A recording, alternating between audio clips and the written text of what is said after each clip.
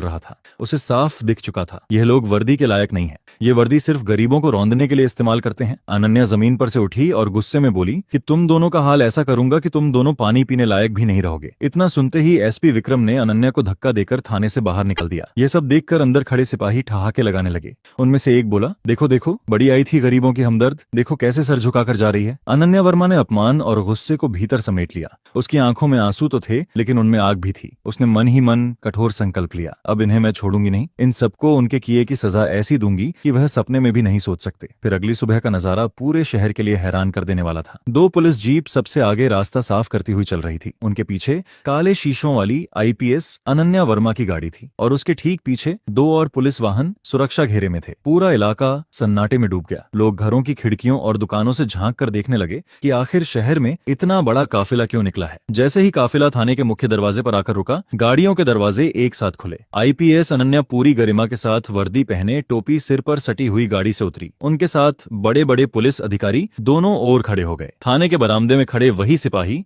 जो कल तक उस पर हंस रहे थे, अब इस नजारे को देखकर उनके पैरों तले जमीन खिसक गई। आंखें फटी की फटी रह गईं और होंठ सूख कर एकदम चुप हो गए। एसपी विक्रम सिंह अपने डेस्क पर बैठा कुछ फाइलें देख रहा था और मोहित सिंह उसके बगल में खड़ा था। दोनों को जरा भी अंदाजा नहीं था कि आज उनका सबसे बुरा दिन आने वाला है। अनन्या ने बिना किसी को देखे सीधे थाने के अंदर कदम रखा। अनन्या की आंखें सीधी विक्रम पर जाकर ठहरी। विक्रम ठिठक कर खड़ा हो गया। चेहरे की रंगत उड़ चुकी थी। उसके दिमाग में वही कल का मंजर घूम गया। वही लड़की जिसे उसने इस थाने से धक्के देकर बाहर निकाला था, अपमानित किया था, अब वही लड़की आज इस थाने में डीएम बनकर खड़ी थी। विक्रम के बगल में खड़ा मोहित सिंह भी हक्का बक्का रह गया। उसके चेहरे पर भी डर साफ झलक रहा था। अनन्या ने ठंडी लेकिन बेहद सख्त आवाज में कहा, क्या हुआ, चेहरे का रंग क्यों उतर गया? याद है लाना, जब मैं अंडे बेच रही महिला के साथ किए गए कुकर्म को देखकर जब मैं रिपोर्ट लिखवाने आई थी तो यहीं से धक्के मारकर निकाला था मुझे। आज उसी दरवाजे से वापस आई हूँ। फर्क बस इतना है कि कल मैं साधारण कपड़ों में आम लोगों की तरह बनकर आई थी और आज आईपीएस की वर्दी में हूँ। विक्रम और मोहित के पास कोई जवाब नहीं था। दोनों के चेहरे झुके हुए थे। अनन्या सख्त स्वर में कहा, तुम दोनों ने गरीबों पर जुल्म ढाया है, कानून की मर्यादा तोड़ी है। अब तुम्हें